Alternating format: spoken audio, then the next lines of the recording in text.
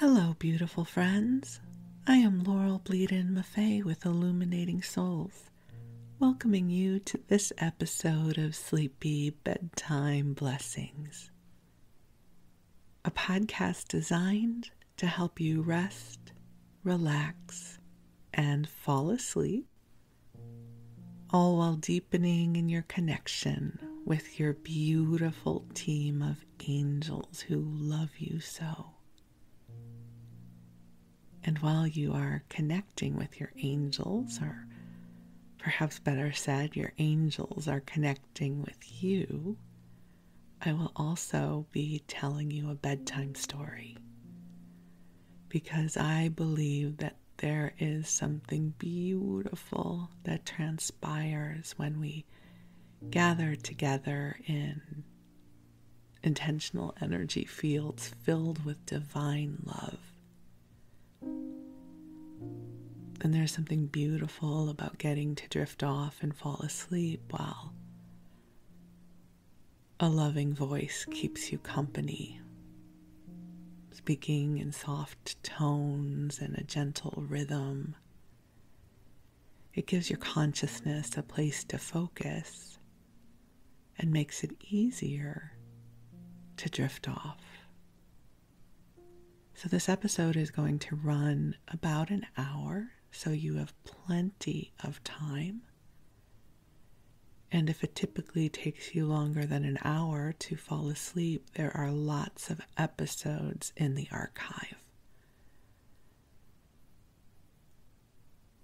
So for meeting for the first time, I am an angelic practitioner, a spiritual teacher, and an encourager of souls.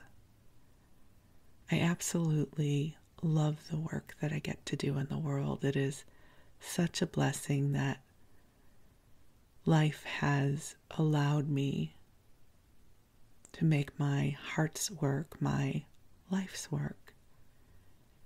And so I offer one-on-one angel sessions.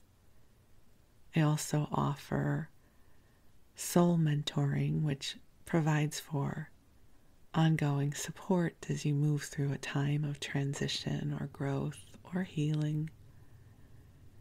And I also offer a variety of classes designed to inspire your spirit. And I invite you to visit me at my website, illuminatingsouls.com, or at my Facebook page of the same name. And you can learn more about the various ways we can connect. But for now, the angels and I are here to help you rest and hopefully drift off to sleep. It might sound strange to be creating an hour-long episode in hopes that you might not hear all of it because you will be sleeping, but that is the intention of a sleep podcast. And if you don't fall asleep, that's okay too. I have heard from many of you who listen during the day, and the podcast keeps you company. So you also have my blessing if you plan on staying awake the whole time. But also know it's okay if you fall asleep. I promise not to share anything so important that you will feel like you have missed out on something. I have been listening to sleep podcasts for years, and I pick an episode every night from the various sleep podcasts that I listen to, including my own. So this very podcast helps me sleep as well. And I pick an episode and I put my earbuds in. I can sleep with them. They don't bother me. And I queue up an episode, and usually within the first 20 minutes, I'm gone. I also use them in the wee hours of the morning when I have one of those 3 a.m. wake-up calls from the universe and can't go back to sleep. I often will turn to a sleep podcast to listen to because it's preferable than me lying awake being frustrated I can't sleep. looking at the clock every 10 minutes going, yep, still awake. I hate that feeling, so I much prefer to put in a sleep podcast and at least follow along to a story. There's one podcast I will share with you about if you are looking for more material to listen to. It's called The Sleepy Bookshelf. And the woman who narrates it has the sweetest voice, and the production values are fantastic, and they play music softly underneath her narration, and she reads an entire book. It can take, over 30 episodes to get through a book. So she has read Jane Eyre, Pride and Prejudice, Anne of Green Gables, and right now she's in the midst of reading Little Women. And I listened to one of the episodes of Anne of Green Gables last night as I was falling asleep, because I just love that book. As you know, if you've been listening, I've been reading that book to you as well. So I love that sleep podcasts are a thing, and I love getting to make this one for you. It is bringing me so much joy. And I will have you know that this is our 80th episode. Isn't that amazing? 80 episodes. And I'm not at all tired of doing it. I love it. It's absolutely fueling my creative spirit. I love coming into the blanket fort and spending time with you. I love coming into the mystery to see what will be born. I typically have no idea what will be unfolding in the first part of the episode. So each episode has 2 parts. The first part is this one, where I ramble and wax poetic, and I'll be calling the angels in, even though they're already here. And then in the second part, I might read you a story or tell you a story from my own life. And this first part usually runs anywhere between 15 and 20 minutes or so. And then the second part takes up the rest of the hour. And you can always look in the show notes. I will put the timestamp in the show notes of whenever the story begins. So if you ever want to skip right over to the story, you are welcome to do so. So I invite you to get cozy in whatever way works best for you. I'm someone who likes a ton of pillows and blankets, and I snuggle on in and get very comfortable. That's my sleep style. And so whatever works best for you, I invite you to get comfortable and cozy, and invite you to take some nice deep breaths in and out, just letting your body know that it has permission to relax. Just letting the angels bring to you soothing and calming energy for your body, mind, and spirit. And I'm going to call the angels in to be with us. They are already here, but I love the ritual of inviting them in. So beautiful angels on high, I invite you to join us here.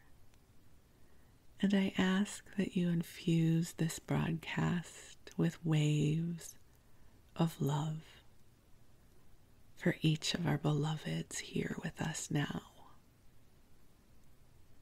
And angels, I ask that you help to clear our energy fields of any old energies that no longer serve. Help clearing from us anything that is not ours to carry. And helping to clear any old patterns of fear or doubt or not enoughness that truly do not serve our highest good, helping to clear old patterns of stuckness so that we can come into a beautiful sense of freedom. Freedom of our authentic spirit, the freedom of our creativity, helping each one of us deepen in a sense of fulfillment and happiness in the world and in our lives. And so, dear ones, just take a nice deep breath in. Just let the angels do the heavy lifting right now. And imagine, if you will, that the angels are infusing the room that you are in with a soft pink light that carries with it the vibration of divine love. Think of this as a time of clearing out the energetic closet, if you will, so that there's more space for your truth and your vitality and your goodness of light. So just take a deep breath in, and as I speak these words, I feel waves of gratitude flowing through for you. The angels are so deeply grateful for you. You are one of the ways that God's love is expressed in this world. It is not expected that you live a perfect, ascended, enlightened life. We are here living lives of duality, of shadow and light, of good and bad. We all have good days and bad days. There is an ebb and flow and rhythm to life, some of which we can influence and some of which we cannot. And through it all, you are loved. And so as I share these energies, this light with you, I feel the gratitude of the angels for you. You have chosen to be here now, even if it does not feel like it was a choice. You are here, and you are connecting with love. And you have an innate generosity of spirit. How do we know? Because if you didn't, you would not be called to these kinds of broadcasts. These kinds of messages, these kinds of energies typically attract those who are light bearers, those who want to bring more love into this world, those who want to experience more love in this world. So the angels are so deeply grateful for you because these vibrations of love are generous by nature. It's like the pollen of a flower. It goes where it is supposed to go. This love flows to you and pollinates your hopes and your dreams and your authentic spirit. It helps you remember who you are as a beloved child of the universe. It helps you remember that you are made of stars and you are as beautiful as a sunrise, that you are unique in this world. And there are gifts that you carry that you are here to bring and share. I believe this with all my heart and soul. And so I am so grateful for this opportunity to share this love with your soul. As your soul opens up and helps you remember your divine path. So in this moment, receive the waves of gratitude that the angels have for you. It is a blessing to get to love you in this moment. It is a blessing to share this breath and the next one with you.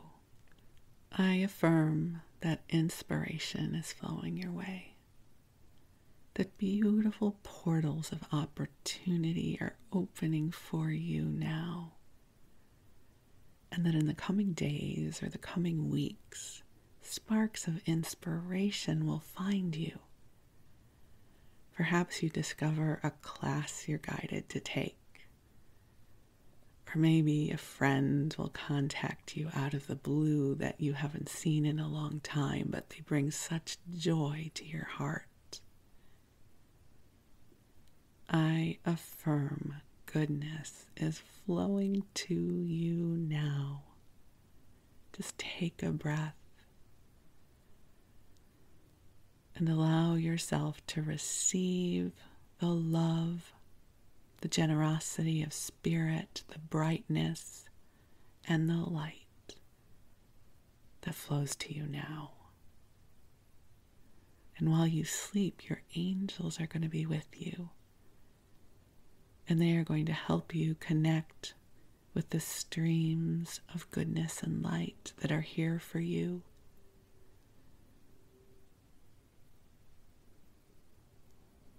Because you are a big, bright soul.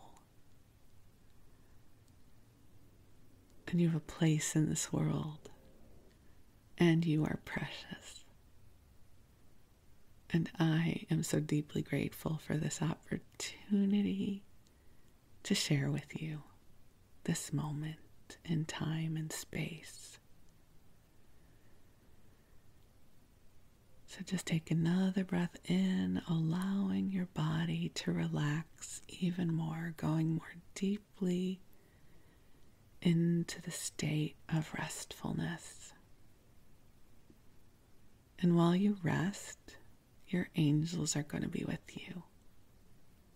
And now I'm going to tell you a story. So, tonight, we're going to talk about apples. You might think, but Laurel, how are we going to talk about apples for this long? Or more specifically, how are you going to talk about apples for this long? Well, let me tell you. I had the blessing of facilitating a beautiful class earlier this year called The Power of Your Voice. When a new class flows to me, it comes often as a download, a whoosh of energy, and I try to write it down to get it all down on paper. And that's how Power of Your Voice came to me. And one of the components was storytelling. Because we all have stories to tell. Our whole life is a tapestry of moments and stories. And I didn't quite know how I would teach this. You know, the angels collaborate with me on my classes. And so, in the first class, they had me do something that I found so interesting. It was winter, and so in my fridge, I had oranges. And it's a certain variety of orange that I like called an heirloom. And they said, bring the orange to class. And they had me hold up the orange. It was a Zoom class, and I held up the orange. And this was the invitation they had me issue to everyone. And I said, take a breath and connect with this orange. Look at this orange and begin tracing back in your consciousness your relationship with oranges. Did you like them as a kid? Do you eat them now? Did your mom peel your orange in a certain way and maybe your dad did it differently? just focus on the orange and notice what stories from your life are illuminated. It was such a sweet invitation because I could see everyone coming alive with that prompt. Because we all have experiences with oranges or whatever your fruit is. We all have a lifetime of memories of our feelings about whatever that piece of fruit is. Oranges or apples or bananas, we picked some of the more common fruit. And it illuminates almost a tapestry from our lifetime. It's a fascinating inroad to connect with our stories. And the thing about these stories is they're not the most important stories of our lives. We all sort of have our top 10 moments, right? That moment when life changed. But life is made up of endless ordinary moments, but it is those ordinary moments that often help us build intimacy within ourselves and with each other. So I want to take you through some of my stories about apples, and maybe they'll bring forward some of your stories about apples as well. And because this is a sleep podcast, and my hope is you're going to drift off at some point, if that is your intention, then I can share with you stories about apples. I can share with you stories about anything. Ice cream. I can share with you stories about the day camps I went to as a kid, and where we went swimming and horseback riding. There are these beautiful stories that are part of our lives. And that's one of the things I love so much about this podcast is I get to share these super simple, beautiful moments with you. So this is my ode to my journey with apples. So I'm going to start with my earliest awareness about apples. And this awareness actually is not mine. It was shared with me from my mom. So as most of you know, and if you don't, you will now, I have grown up in a large-sized body since childhood. So much of my life was spent puzzling about the why of it.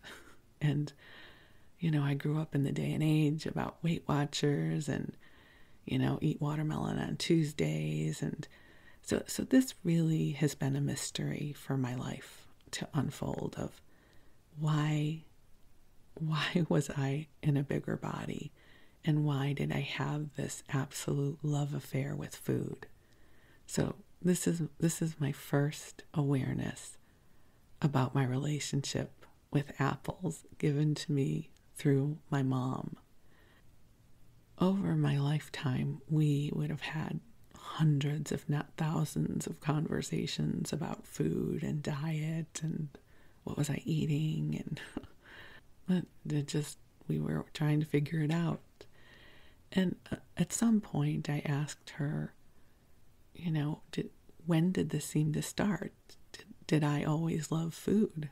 Was I a plump baby? And this is the memory she shared with me. She said, the thing that I remember is when you were little, you always wanted the biggest apple. That if there was a bowl of apples, you wanted the biggest one. And I was somewhere around 2.5, she said, when she recognized this in me. And so I thought, well, that's my first apple story. That I recognized the virtue of a huge, juicy apple, and I wanted the biggest one in the bowl rather than the smallest one. Sounds like me. So that's my first memory, that somehow at a young age, I found the value and the awesomeness and having the biggest, juiciest apple in the bowl. So I started at a young age with my relationship with apples. I also remember that we had 2 kinds of apple trees in our backyard, as well as a sour cherry tree. Our one apple tree, I think, must have been Jonathan's. They were the round tartar apples, with the tartness. And we also had crab apples, which were more of a nuisance. We didn't eat crab apples or make crab apple jelly or anything with them. We pretty much left the crab apples to the squirrels and the birds. The other apple tree, though, I don't recall eating a lot of them. Again, the birds and the squirrels would nibble on them. And somehow we were worried about worms being in the apples. I don't know if that was really a thing that people had to worry about, but I know that that's something that you always see in kids' books, right? The apple and the worm.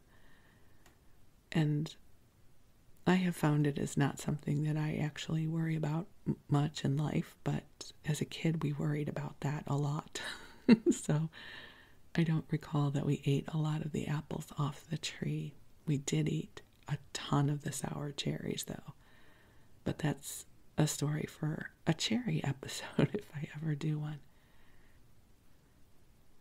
The other thing that I remember about apples in childhood was that we didn't have a lot of variety of apples. I mean, there were Jonathan's and Macintoshes, and then there were the Red Delicious and the Golden Delicious, but nothing like the variety we have these days.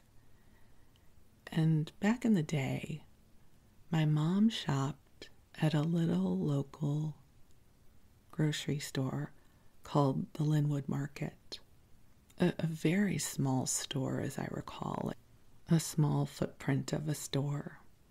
They didn't have a lot of variety, and I don't know if big grocery stores were a thing then. This would have been in the 60s. They might have been, but my mom didn't shop there. She went to Linwood, and I will say my mom always had a preference for the smaller stores. Even once the bigger grocery store chains were a common thing in our neighborhood, my mom always liked the small local store because she felt that it was more manageable. And I remember Linwood having a small produce section, so they may have only had 2 or 3 kinds of apples during apple season. And the other thing was, back then, produce was very seasonal. Nowadays, here in the U.S. at least, we get a lot of imported fruit. So we can have different kinds of fruit all the way throughout the year for the most part. But growing up, that wasn't really the case. You ate what was in season, because I don't know that that commercial transportation had become what it is now. So I do remember growing up eating apples. And one of the rites of passage every year was going apple picking. There was a place in Illinois called Wakanda Orchards that was the place to go for apple picking. I just looked it up. The orchard was founded in, I think, 1951 and was going through 2001. And so every year we went to Wakanda. Oh, we just called it Wakanda. And Wakanda's a city, but every time we would say Wakanda, we knew that we were going to the apple orchard. And we would pick a bushel or 2 of apples. I seem to recall that they had Jonathan's or Macintosh. They may have had some other varieties. And the other thing that I remember, again, as somebody who is so fully imprinted with food, I remember how delicious the apple tasted straight from the tree. the apples from the store just didn't taste like that. Maybe it's because they had been picked weeks or months earlier. I don't know. But I remember that each time I got to eat an apple straight off the tree, it was like a revelation. They were so good. So we would eat apples and pick apples and fill up our bushels. And when the bushel was full, you would go and you would check out and pay for it. And they had a store, like a country store, that was part of the orchard. And they had delicious apple cider that they made right on site. They had a cider press so you could see them making the apple cider. And they also had these weird shrunken heads, like granny shrunken heads, that they would make out of dehydrated apples. They were really bizarre. Like the head would be the shrunken apple that would be carved a little bit, and then they would put on a witch's costume or something like that. Like old granny shrunken head apple was a thing. I don't think we ever got one. And there was some kind of food involved, I'm sure, but really the star was eating the apples. And then we would take them home and store the bushel in the basement. I think that was a rite of passage in the Midwest, that for a few months there in the fall and the winter, we would have bushels of apples in the basement. So you go down and grab a couple apples. And at some point, the leftovers would be made into applesauce.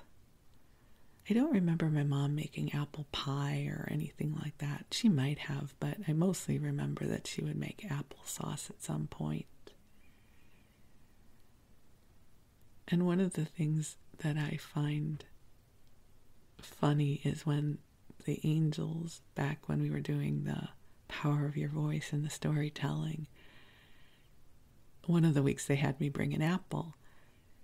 And I started thinking about how people eat apples differently. There are people who I say are apple anarchists and start eating the apple anywhere, just anywhere.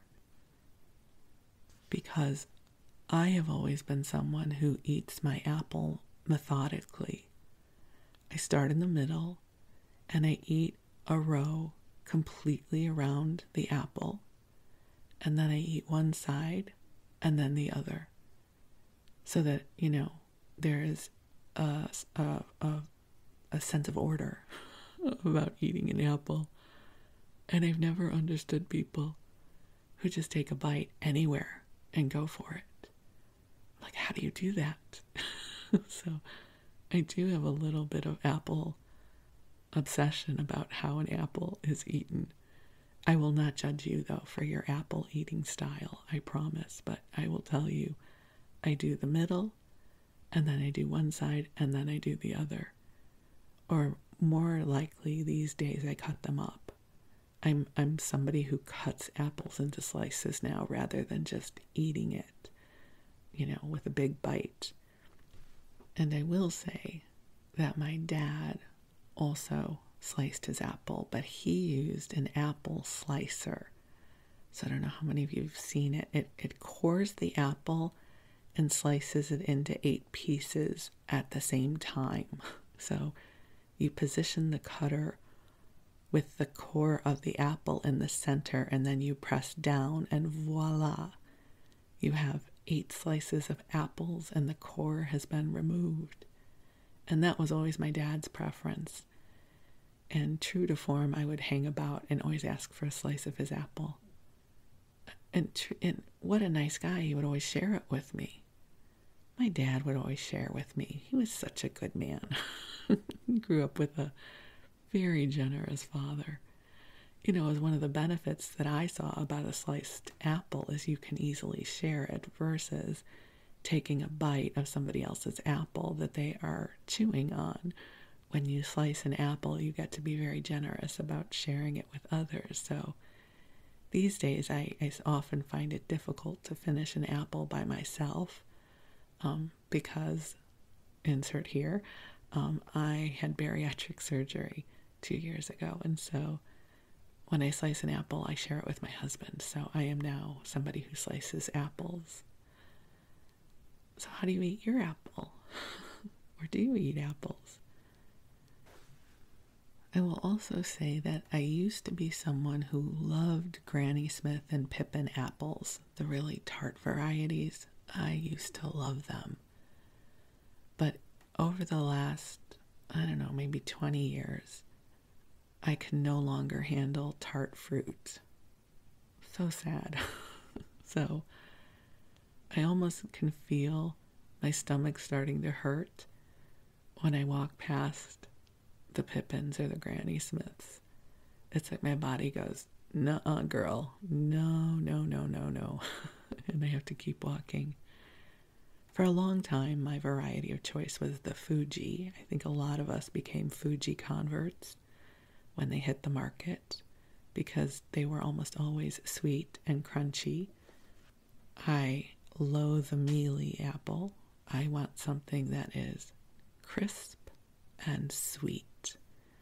And so I'm really fortunate that there is an amazing grocery store here in the Bay Area called Berkeley Bowl. And it is known for its produce. Its produce department is enormous. And they have a huge variety of everything.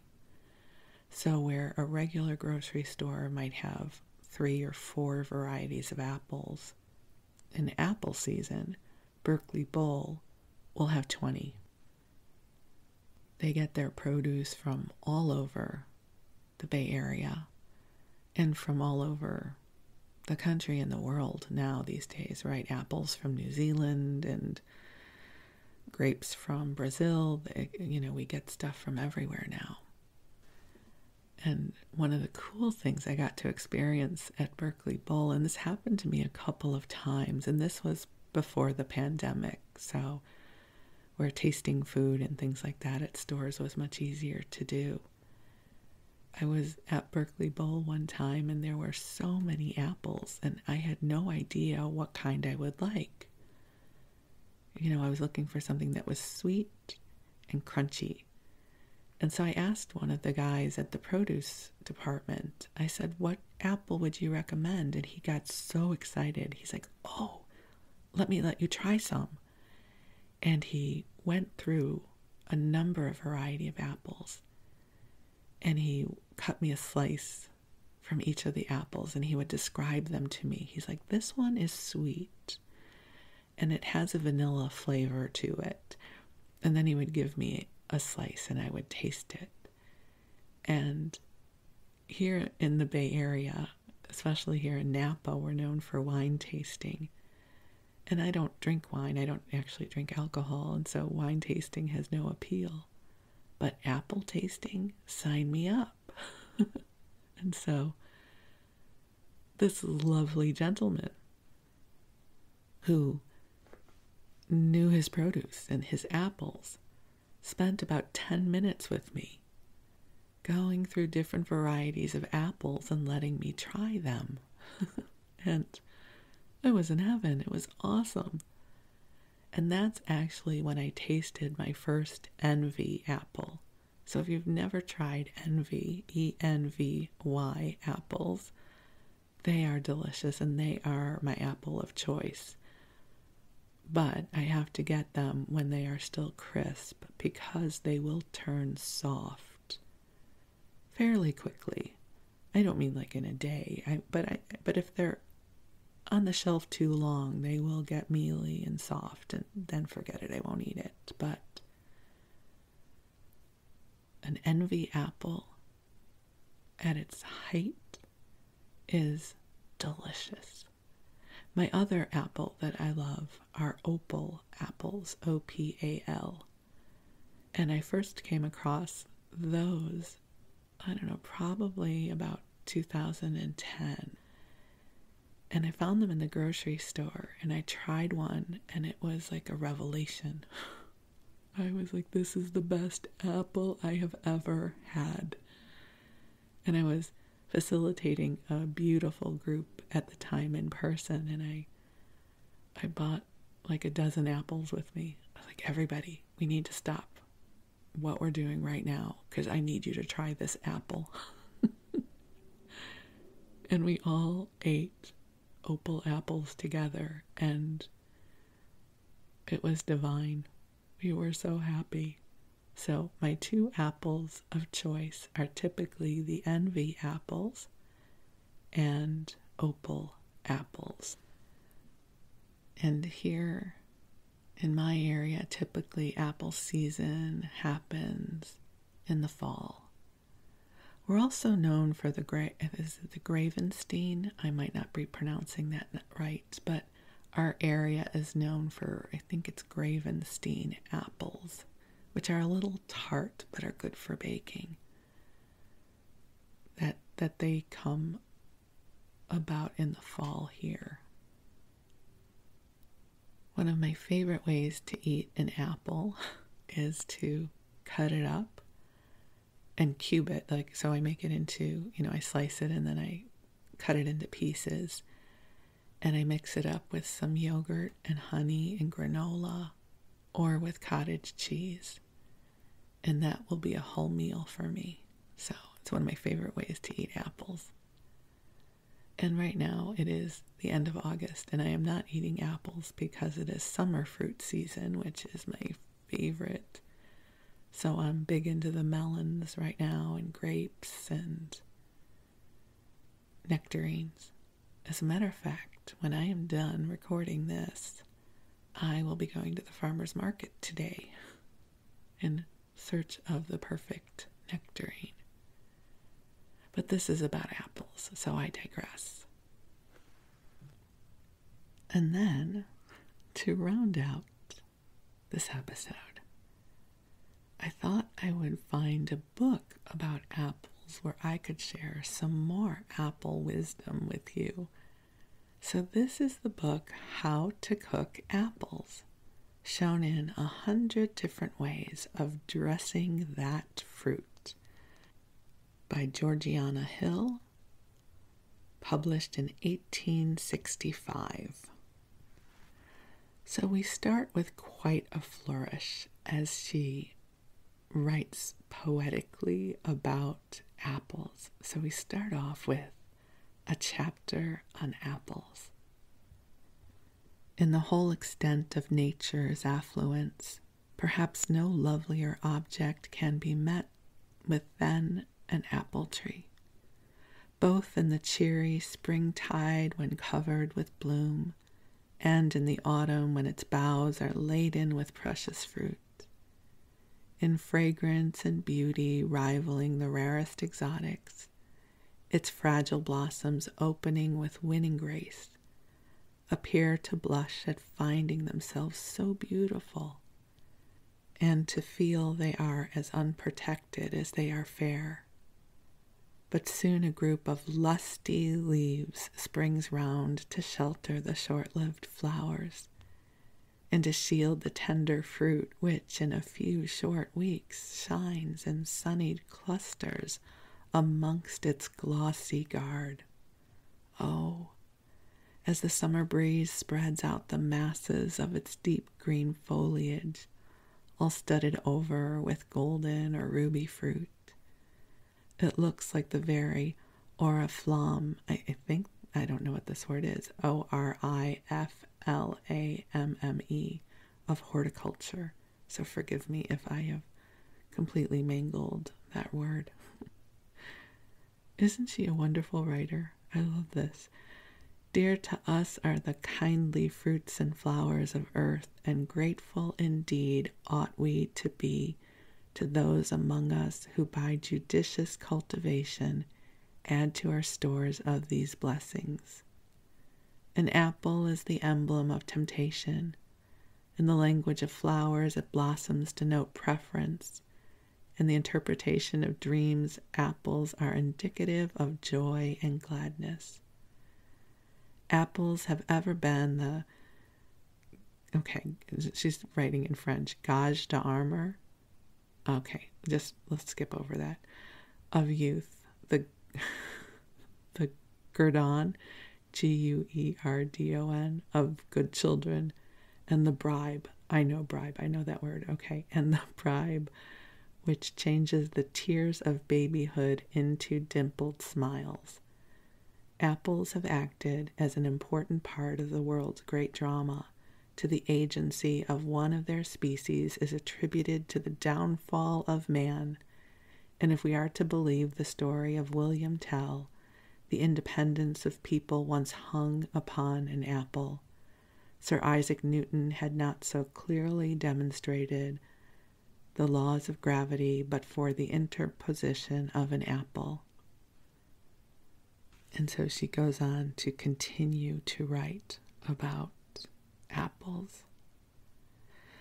And then she says, it is a popular error to imagine that apples are difficult to be digested. A good raw but ripe apple is one of the easiest of vegetable substances for the stomach to deal with, the whole process of digestion being completed in exactly 85 minutes. I wonder how they knew that. Okay, and even an English apple dumpling is perfectly disposed of in as short a period as tender beef, namely in about 180 minutes. Of course, by abuse, anything can be rendered unwholesome. Okay, so I'm going to skip this part. She goes into history. So we'll come to some of her recipes. This one is for apple bread. Weigh 7 pounds of fresh, juicy apples. Peel, core, and boil them to a pulp, being careful to use an enameled saucepan or a stone jar placed inside an ordinary saucepan of boiling water. Otherwise, the fruit becomes discolored. Mix the pulp with 14 pounds of the best flour. Put in the same quantity of yeast you would use in common bread, and use as much water as will make it into a fine, smooth dough. Put it into a pan and stand it in a warm place to rise. Let it remain for 12 hours at least. Form it into a rather long-shaped loaves and bake it in a lively oven. This bread is very much eaten in the south of Europe. Well, with 7 pounds of apples and 14 pounds of flour, that's a lot of loaves, I would imagine. This next recipe is for simple apple pie, and so this book was published in 1865. And so she is assuming that the reader already knows a lot about baking and cooking, because this is the apple pie recipe. Pare, core, and cut up the fruit into thin slices. Lay it in your dish and sprinkle some sugar amongst it. When full, put in the juice of 2 lemons with a little of the rind finely shred and some cinnamon in powder. Line the dish and cover it with a tolerably good crust and bake it for about an hour. Before serving, sift a little sugar over it. So I love this recipe. She assumes we already know how to make a tolerably good crust. I don't know what a tolerably good crust would be, but I love that, she would think that we would already know how to make that. So basically, how to make an apple pie. We'll make a crust and then cut up the apples and put some sugar and cinnamon in it and then bake it. Okay, thanks. Thank you, that helps. We have come so far from these days when people knew how to do these things. Oh, apple fritters. Who doesn't love a good apple fritter? Make a thick batter with 6 well-beaten eggs, a pint of milk, and a little powdered nutmeg, a glass of brandy, and fine flour enough to make it of requisite consistency. Slice some good dressing apples into rounds and dip each piece into the batter, then fry in very hot lard over a quick fire. The lard should smoke before the fritters are put in, otherwise they will not be of good color. How about baked apple pudding? Into a well-buttered pudding basin, put a layer of breadcrumbs, then a layer of apples cut up small, a sprinkling of grocer's currants, and some brown sugar. Repeat this process of breadcrumbs and fruit until the basin is full. Then carefully pour in some melted butter. Finish with a coating of breadcrumbs on the top and bake it for an hour. And this is for plain baked apples. And I remember my mom... Okay, wait, I'm laughing because I just remembered this recipe. It's really not a recipe. My mom used to make baked apples. But back in the day, my mom and I, starting in, I think I was in 7th grade or something, or 7 years old, we would do Weight Watchers. And so this was a Weight Watchers recipe for baked apples. So you take an apple, of course, and you core it. And then you pour like cherry diet soda over it. It had to be diet soda, though, because, of course, it was the late 60s or early 70s. And some cinnamon. And that was your baked apple, because we couldn't have sugar. Oh my God. I can't believe I just remembered that.